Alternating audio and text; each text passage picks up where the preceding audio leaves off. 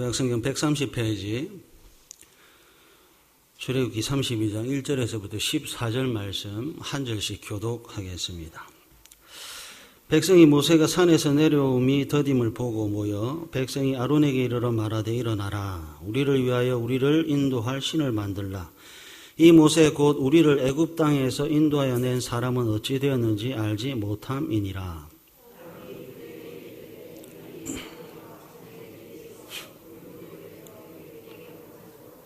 모든 백성이 그 귀에서 금고리를 빼어 아론에게로 가져가매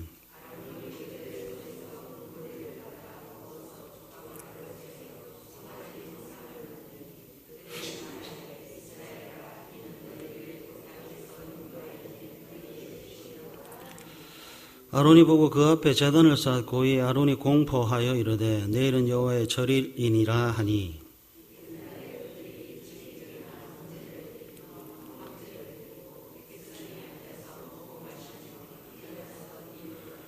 여호와께서 모세에게 이르시되 너는 내려가라. 내가 애굽 땅에서 인도하여 낸 내 백성이 부패하였도다.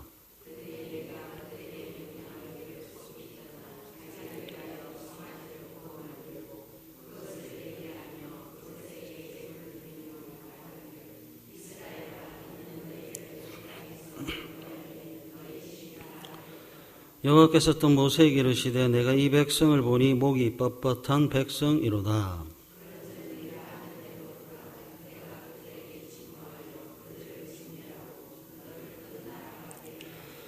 모세가 그의 하나님 여호와께 구하여 이르되 여호와여 어찌하여 그 큰 권능과 강한 손으로 애굽 땅에서 인도하여 내신 주의 백성에게 진노하시나이까.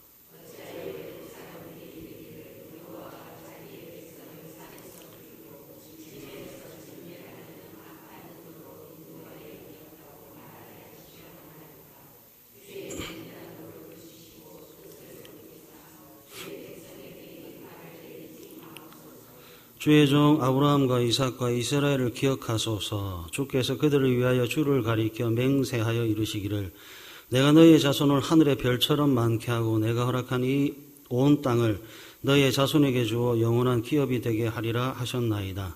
여호와께서 뜻을 돌이키사 말씀하신 화를 그 백성에게 내리지 아니하시니라. 아멘. 하나님의 생각과 사람의 생각은 다릅니다.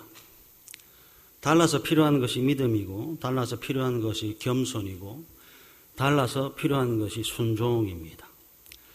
나를 죽여서 하나님의 뜻, 계획, 말씀에 묻는 거지요. 겸손, 순종, 믿음은 도덕과 윤리에 필요한 단어가 아니라 신앙에 필요한 단어들입니다. 믿으니까 순종하고 믿으니까 겸손하고 믿으니까 따르는 겁니다. 나를 죽여서 하나님으로 사는 것이 신앙인데 나를 죽이지 못해 이제 정말 출애굽기 32장 죽을 일만 남아 있습니다. 출애굽기 32장 1절 우리를 위하여 출애굽기 32장 8절 자기를 위하여 금 송아지를 만들었습니다. 그랬더니 출애굽기 32장 10절 하나님의 진노, 하나님의 진멸입니다. 사랑하는 가족 여러분, 왜 이렇게 됐는지 고민하셨으면 좋겠습니다. 왜 이렇게 됐는지 걱정하시고 왜 이렇게 됐는지 염려하십시오. 다시 한번 말씀드릴게요. 하나님의 생각과 사람의 생각은 다릅니다. 출애굽기 32장 6절 이튿날에 그들이 일찍 일어나 번제를 드리며 화목제를 드리고 백성이 앉아서 먹고 마시며 일어나서 뛰놀더라. 사람들, 성도들은 즐겁고 행복하고 좋아서 어쩔 줄 모를 정도로 뛰놉니다. 그러나 하나님은 진노하시고 하나님은 진멸하신다고 하세요. 성도는 언제나 사이에 섭니다. 신앙은 언제나 사이에 섭니다. 사람들을 좋게 하랴 하나님께 좋게 하랴의 사이이지요. 출애굽기 24장으로 한번 가보겠습니다. 출애굽기 32장이 도착하기 전에 출애굽기 24장에 어떤 내용이 있는가 한번 살펴볼게요. 출애굽기 24장 1절, 2절, 3절 한번 보십시오.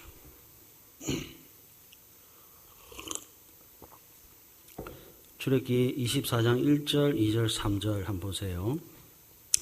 또 모세에게 이르시되 너는 아론과 나답과 아비후와 이스라엘 장로 70명과 함께 여호와께로 올라와 멀리서 경배하고 너 모세만 여호와께 가까이 나오고 그들은 가까이 나오지 말며 백성은 너와 함께 올라오지 말지니라. 3절 우리 다 같이 읽겠습니다. 시작. 모세가 와서 여호와의 모든 말씀과 그의 모든 율례를 백성에게 전하매 그들이 한 소리로 응답하여 이르되 여호와께서 말씀하신 모든 것을 우리가 준행하리이다. 아멘. 출애굽기 32장 도착하기 전에 있었던 내용입니다. 그러니까 출애굽기 32장은 십계명을 다 아는 성도들이에요. 출애굽기 24장 3절 모세가 와서 여호와의 모든 말씀과 그의 모든 율례를 백성에게 전하매 모세로부터 하나님의 모든 말씀을 다 들었습니다. 그리고 출애굽기 24장 3절 그들이 한 소리로 응답하여 이르되 여호와께서 말씀하신 모든 것을 우리가 준행하리이다. 모세로부터 모든 말씀과 모세로부터 모든 율례를 들었습니다. 그리고 이스라엘 백성들은 예 하나님 들려주셔서 감사합니다. 이 들려주신 모든 말씀에 준행하겠습니다. 라고 응답했습니다. 약속이지요. 믿음의 약속입니다. 믿음의 결단입니다. 잘 보십시오. 신앙이라고 하는 것이 말씀을 듣는 것에서부터 출발했습니다. 일하는 게 먼저가 아니고 듣는 겁니다. 하나님의 말씀을 듣는 것에서부터 출발했습니다. 그리고 아멘 했습니다. 입술로 아멘 했습니다. 그리고 끝이 아니라 준행입니다. 신앙은 말씀을 듣는 것에 출발해서 입술로 아멘한 것으로 끝나지 않고 손과 발로 연결되는 것이 신앙입니다. 그러니까 듣는 것에서 멈추시면 안 돼요. 듣기에 좋은 말, 기분 좋은 말을 한 것이 아니라 하나님은 준행해야 할 십계명 2계명을 들려주셨는데 이스라엘 백성들의 문제가 뭐냐? 오늘날 성도들의 문제가 뭐냐? 하나님의 계명 2계명을 자기를 위하여 우리를 위하여 사람들을 좋게 하랴의 말씀으로 내가 하고 싶은 신앙의 방식으로 살아가더라 하는 겁니다. 하나님의 말씀이 분명하게 명확하게 문서화가 되어 있는데 그 명시되어 있는 문서를 내 마음대로 자기를 위하여 우리를 위하여 사람들을 좋게 하려 하는 방식으로 내가 하고 싶은 신앙의 방식으로 표출하는 거예요. 그래서 하나님이 뭐라고 하시느냐? 출애굽기 32장 7절 여호와께서 모세에게 이르시되 너는 내려가라 내가 애굽 땅에서 인도해낸 내 백성이 부패하였도다 하세요. 지금 밑에 시내산 밑에는 사람들 성도들 즐겁고 행복하고 좋아서 어쩔 줄 모르고 있는데 하나님은 부패했다고 하십니다. 하나님의 생각과 사람의 생각은 달라요. 2계명의 말씀을 내 마음에 맞는 방식으로 해석을 하고 10계명 2계명을 내 마음에 맞는 방식으로 적용해서 손과 발을 부지런히 움직여서 모두의 즐거움과 모두의 행복과 모두의 좋음을 만들어냈는데 하나님은 시내산에서 바라보시고 하늘에서 바라보시고 참 잘했다고 칭찬하시는 것이 아니라 부패했다고 합니다. 여러분 이 부패라고 하는 단어가 성경에 처음 기록된 것이 창세기입니다. 창세기 6장으로 한번 가보셔서 그 부패라고 하는 단어가 언제 어떻게 사용되는지 한번 살펴보겠습니다. 창세기 6장으로 한번 가보세요. 창세기 6장 11절 12절 한번 보십시오.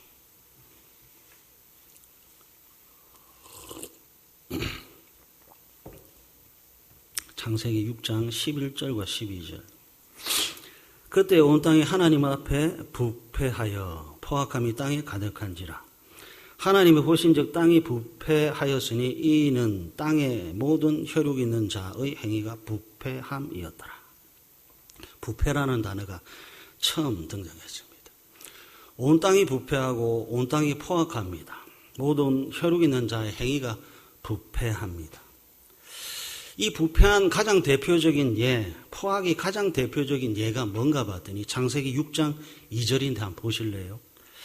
창세기 6장 2절 하나님의 아들들이 사람의 딸들의 아름다움을 보고 자기들이 좋아하는 모든 여자를 아내로 삼는지라. 좋아하는 여자, 좋아하는 남자를 만납니다. 아름다운 남자, 아름다운 여자를 만납니다. 자기를 위하여, 우리를 위하여, 사람들을 좋게 하기 위하여 각자의 아름다움과 각자의 선호와 각자의 기호에 따라서 좋은 남자, 좋은 여자를 선택해서 만납니다. 만나는데 불신결혼입니다. 사람들이 좋아하는 사람들을 만나고 사람들이 아름다운 사람을 만나는데 믿음 없는 불신의 만남을 가지고 있습니다. 그래서 하나님은 축하하지 않고 하나님은 축복하지 않고 하나님은 부패했다고 합니다. 흉폭함이, 포악함이, 살인이 어디에서부터 출발했는가 봤더니 창세기 6장 2절에서부터 출발했습니다. 불신결혼입니다. 부패의 온상이 어딘가? 불신결혼입니다. 각자의 좋은 남자, 각자의 아름다운 여자를 만났는데 하나님은 참 아름답다, 복되다, 너희들의 생명이 길리라고 하시는 것이 아니라 하나님은 부패했다고 하십니다. 그리고 창세기 6장 17절 한번 보십시오. 창세기 6장 17절. 내가 홍수를 땅에 일으켜 무릇 생명의 기운이 있는 모든 육체를 천하에서 멸절하리니 땅에 있는 것들이 다 죽으리라. 멸절입니다. 땅에 있는 모든 것이 다 죽습니다. 어디에서 출발했다고요? 창세기 6장 2절에서 출발했습니다. 각자의 아름다움의 기준과 각자의 좋음의 기준을 가지고 남자를 여자를 선택해서 불신 결혼을 했더니 하나님께서 땅에 있는 모든 것을 다 죽으리라고 작정하셨는데요. 창세기 6장 17절 생명의 기운이 있는 모든 육체를 천하에서 멸절하리니에서 이 멸절이라고 하는 단어와 똑같은 단어가 부패라고 하는 단어입니다. 그러니까 부패라고 하는 단어는 썩었다가 아니라 멸절하리라. 부패라고 하는 단어는 파괴하다, 파멸하다, 멸망시킨다는 뜻입니다. 보십시오. 하나님께서 부패한 모든 사람들을 멸절시키는데 노아와 그 가족 8명을 제외한 모든 사람을 죽이셨습니다. 제가 재미삼아서 이때 사람들이 대략 몇 명인가를 한번 계산을 한번 해봤어요. 출애굽한 이스라엘 백성들이 있기 전에 70명이 애굽의 고센 땅으로 내려갔고 430년이 지나서 장정만 60만 명이 됐잖아요. 창세기 5장을 보면 모든 사람들이 거의 대부분 사람들이 800년에서 900년을 삽니다. 800년, 900년을 사는 사람들이 계속 했던 것이 뭔가 봤더니 아들을 낳고 아들을 낳고 아들을 낳고. 그러면 한 남자와 한 여자가 만나서 800년 동안 700년 동안 아들을 딸을 낳으면 몇 명 정도 될까요? 70명의 사람이 430년이 지나서 장정만 60만 명이 되는 것보다도 훨씬 더 많은 인구가 될 것이다 라고 하는 것이 얼마든지 가능한 추론입니다. 창세기 6장의 사람들은 출애굽기 32장의 사람들보다도 훨씬 더 많습니다. 하나님께서 출애굽기 32장의 성도들을 향해서 당신들 창세기 6장처럼 부패했습니다. 그러니까 하나님께서 동일하게 멸절, 하나님께서 동일하게 진멸이라고 하는 거예요. 진멸인데요. 모세를 제외한 모두의 죽음을 선포하고 계십니다. 장정만 60만 명이 되고 다른 사람들이 수백만 명이 되는데 여러분 갖는 아이도 있습니다. 20세 미만의 소년, 소녀들도 있습니다. 왜 죽는지 모릅니다. 아버지 따라서 옆에서 춤추고 있어요. 어머니 따라서 옆에 금송아지에 절하고 있어요. 왜 죽는지 몰라요. 아버지 따라서 어머니 따라서 금송아지에 절하고 있고요. 이것이 참 좋은 신앙이라고 말하고 있습니다. 창세기 6장에서는 8명을 살리셨는데 출애굽기 32장에는 1명만 살리시겠다고 하세요. 하나님의 생각은 사람의 생각과 달라요.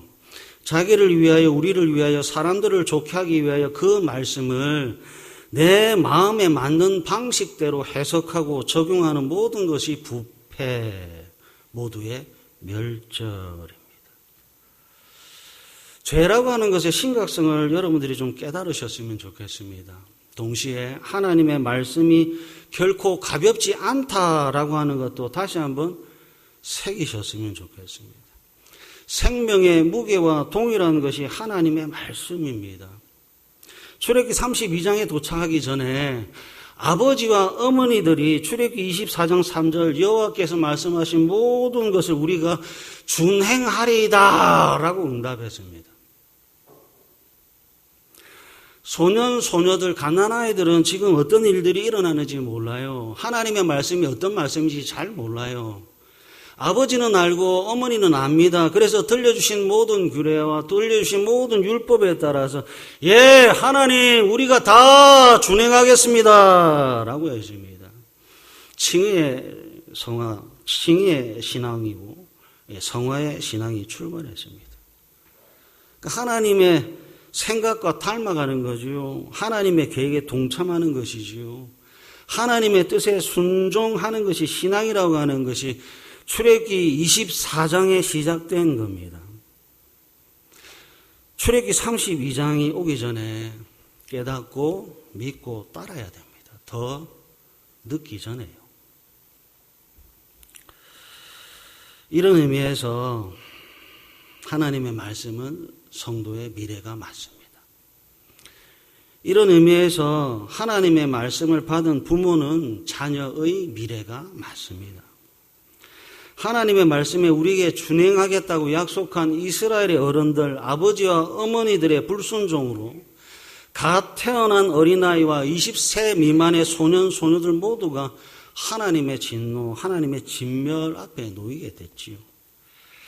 더 늦기 전에 자기를 위하여, 더 늦기 전에 우리를 위하여, 더 늦기 전에 사람들을 좋게 하랴라고 하는 부패의 신앙에서 말씀의 길로, 생명의 길로, 구원의 길로 돌이키셔야 됩니다. 나만 죽는 것 아니에요. 진짜 심각합니다. 누가 물어요. 그래야만 합니까? 제 대답은 100번, 1000번, 10,000번 똑같습니다. 예, 그래야만 합니다. 어느 목사님이 오늘의 시대를 가리켜 참을 수 없는 구원의 가벼움을 드러내는 시대라고 하더군요. 구원의 문턱을 인위적으로 너무 낮춰서 값싼 구원, 값싼 은혜가 유행하고 있대요.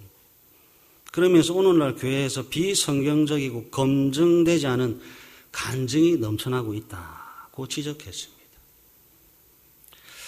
2004년 6살이었던 알렉스라고는 아이가 자동차 사고로 크게 다쳐서 혼수 상태에 빠졌대요. 그러다 2개월 뒤에 극적으로 의식을 찾은 아이가 저는 혼수 상태에서 천국에 다녀왔습니다.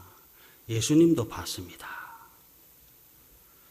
아버지가 들어보니까 기독교 상담사로 일하는 아버지가 6살 아들의 말을 들어보니까 참 좋아요. 그래서 4년 뒤 10살 때 아버지와 함께 천국에서 돌아온 소년이라고 하는 책을 출간했습니다. 천국에서 돌아온 소년. 책이 출간되자마자 종교 분야 베스트 1위에 오르며 화제가 되었고 아버지와 아이는 이 교회 저 교회 다니면서 수많은 간증을 했습니다. 그리고 5년이 지났어요. 15살이 됐습니다. 15살이 된 소년이 출판사에 편지를 보내고 온라인을 통해서 고백을 하기를 나는 죽은 적이 없습니다. 나는 천국에 가보지도 않았습니다. 천국에 가봤다고 하면 사람들이 관심을 가질 것이라고 생각했습니다. 나는 성경을 읽어본 적도 없습니다. 나는 거짓말로 사람들을 위로했습니다.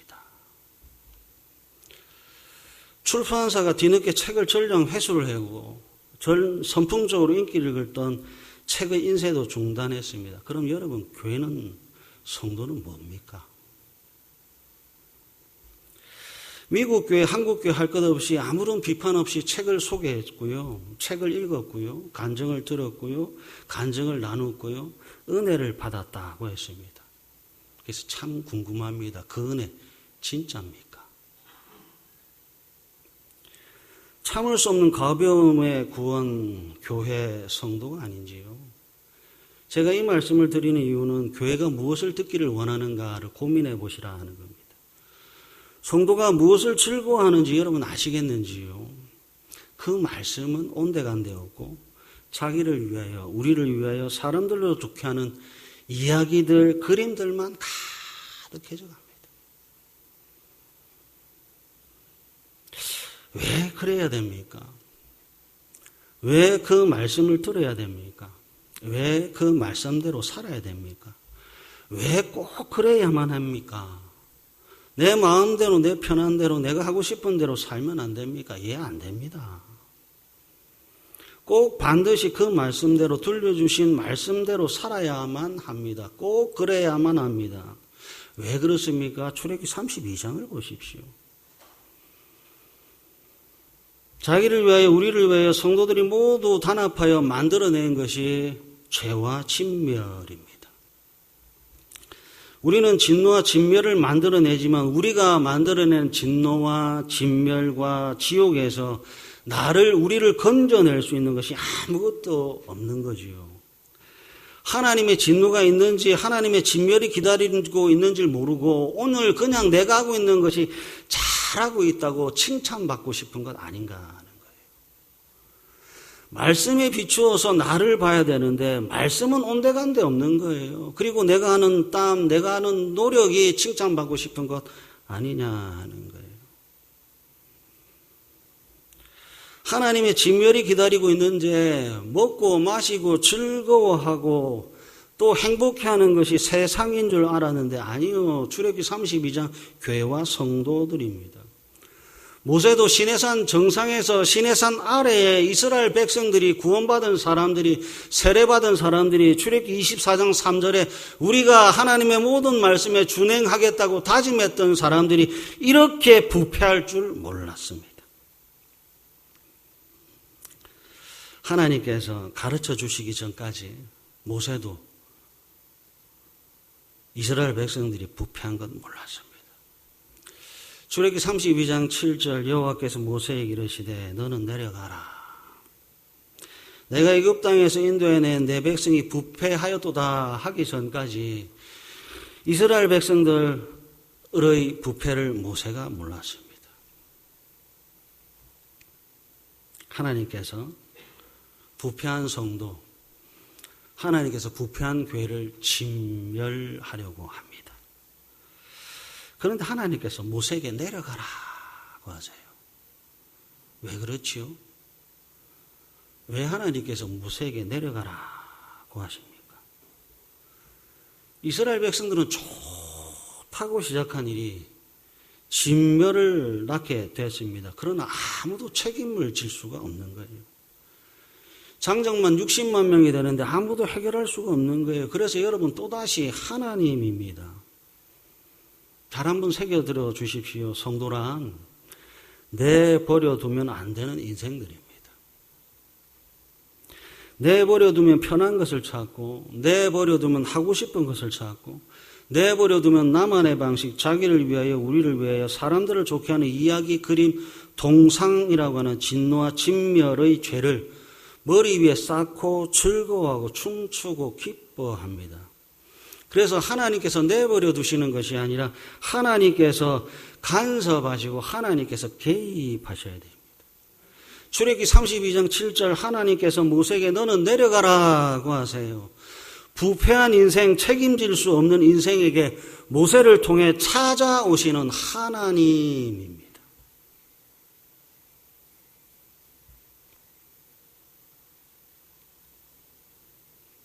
설교 계속해도 됩니까? 출애굽기 32장 7절 하나님께서 모세를 통해 내려가라 하십니다. 부패한 인생, 자기 인생인데 자기가 책임질 수 없는 사람들에게 모세를 통해 찾아오시는 하나님입니다. 그리고 시작되는 게 뭔가 봤더니 출애굽기 32장 12절, 13절, 14절입니다. 12절, 13절, 14절 우리 다 같이 한번 읽어볼까요? 출애굽기 32장 12절, 13절, 14절 다 같이 읽겠습니다. 시작. 어찌하여 애굽 사람들이 이르기를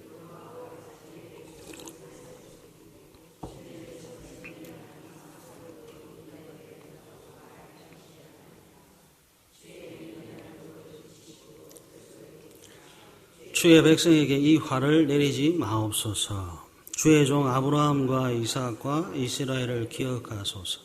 주께서 그들을 위하여 주를 가리켜 맹세하여 이르시기를 내가 너희의 자손을 하늘의 별처럼 많게 하고 내가 허락한 이 온 땅을 너희의 자손에게 주어 영원한 기업이 되게 하리라 하셨나이다. 여호와께서 뜻을 돌이키사 말씀하신 화를 그 백성에게 내리지 아니하시니라. 아멘. 내려가라고 한 모세가 기도하네요. 13절 주의 종 아브라함과 이삭과 이스라엘을 기억하소서. 12절 주의 맹렬한 노를 그치시고 그 뜻을 돌이키사 주의 백성에게 이 화를 내리지 마옵소서. 그리고 또 12절 어찌하여 애굽 사람들이 이르기를. 13절에 모세가 하나님의 언약과 12절에 하나님의 성품과 하나님의 명예를 근거로 진멸당할 백성들을 위해 기도하고 있습니다. 기도의 시간, 기도의 분량이 중요한 게 아니고요. 기도는 하나님을 알고 시작하는 겁니다. 모세는 하나님이 어떤 분이냐? 13절 언약의 하나님입니다. 모세는 하나님의 성품이 화를 거두시는 하나님입니다.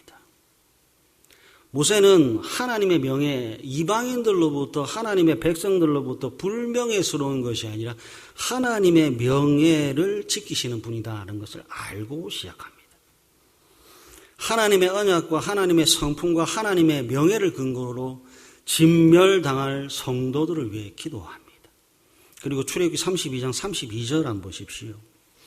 출애굽기 32장 32절 우리 다 같이 한번 읽어보겠습니다. 시작. 그러나 이제 그들의 죄를 사하시옵소서.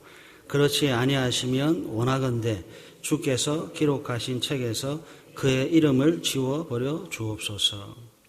모세가 하나님의 언약, 하나님의 명예, 하나님의 성품에 근거해서 기도할 뿐만 아니라 기록하신 책에서 내 이름을 지워버려 주옵소서 하라고 자기 희생적 기도를 하고 있습니다.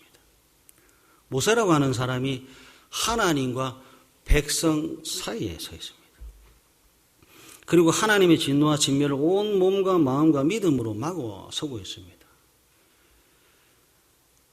여러분 잘 보세요. 모세의 기도 내용을 진짜 잘 보셔야 됩니다. 하나님, 나를 죽여도 좋지만 하나님의 명예와 하나님의 성품과 하나님의 언약이 실추되지 않기를 원하고 바라는 믿음으로 기도합니다. 모세가 기도하는데요. 자기의 아들 게르손 살려달라고 애걸복하는 것이 아니라 하나님은 명예로우신 분입니다.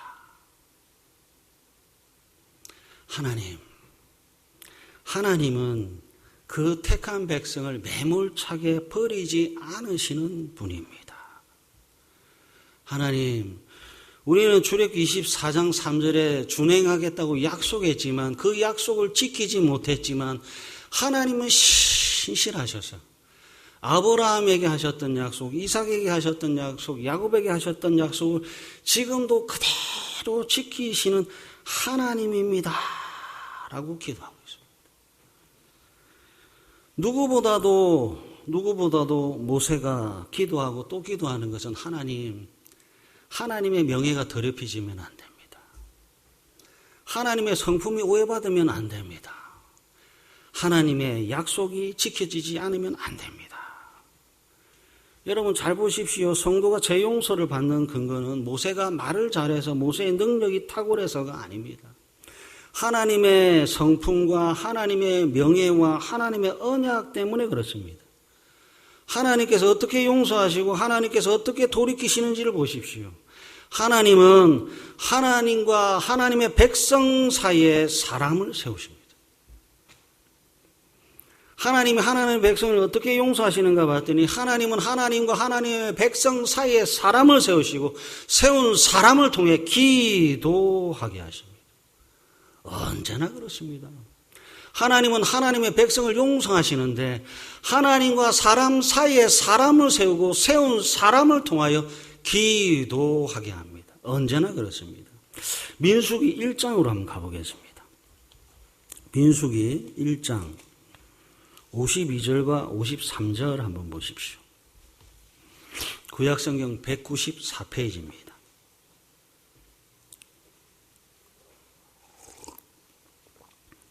민수기 1장 52절 53절 구약성경 194페이지입니다. 이스라엘 자손은 막사를 치되 그 진영별로 각각 그 진영과 군기 곁에 칠 것이나 53절 다 같이 읽겠습니다. 시작. 레위는 증거의 이스라엘 자손의 회중에게 진노가 임하지 않게 할 것이라. 레위는 증거의 상목에 대한 책임을 지킬지니라 하셨음이니라. 아멘. 하나님과 백성 사이에 모세를 세우신 하나님께서 민수기 1장에서는 하나님과 백성 사이에 레위인을 세웁니다. 세우는 목적도 똑같습니다. 하나님의 진노가 하나님의 백성들에게 임하지 않도록 하기 위해서 그렇습니다. 하나님은 항상 하나님과 백성 사이에 사람을 세우십니다. 이번에는 신약으로 한번 가보겠습니다. 히브리서 7장으로 한번 가보겠습니다. 히브리서 7장 22절에서부터 25절 한번 보십시오. 신약성경 359페이지입니다.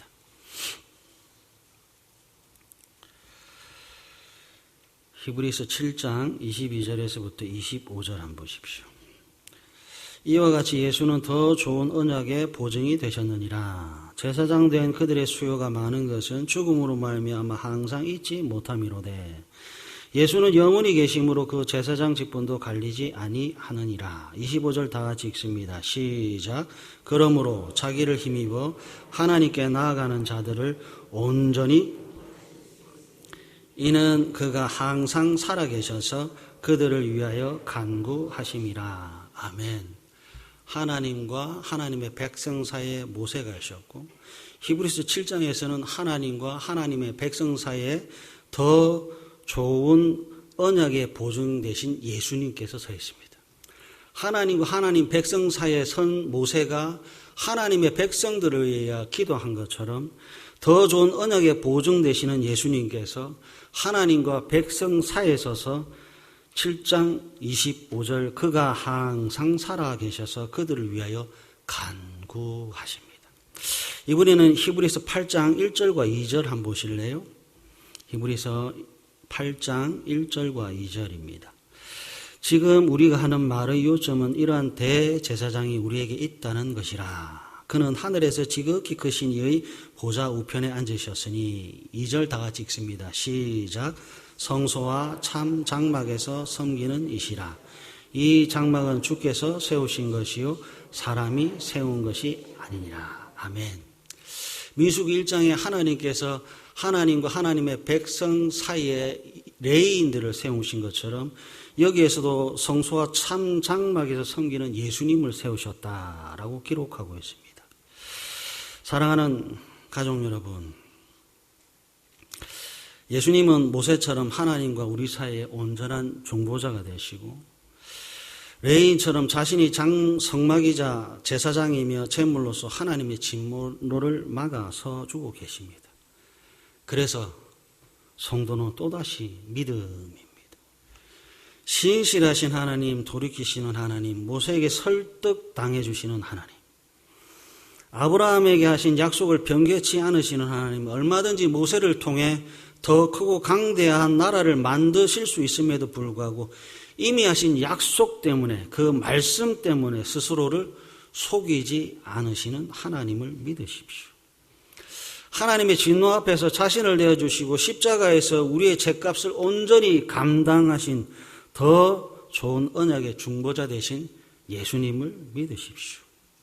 우리는 금송아지를 만든 자들과 다르지 않지만 우리를 위해서 자기 생명을 내주신 참된 중보자, 영원한 대제사장이신 예수님을 꼭 믿으십시오. 그래서 내 방식이 아닌 하나님께서 명령하신 방식대로 오직 그리스도를 통하여 하나님께 영광 돌리는 복되고 복된 다대교회 가족들 되시기를 간절히 바랍니다. 우리 찬양하겠습니다.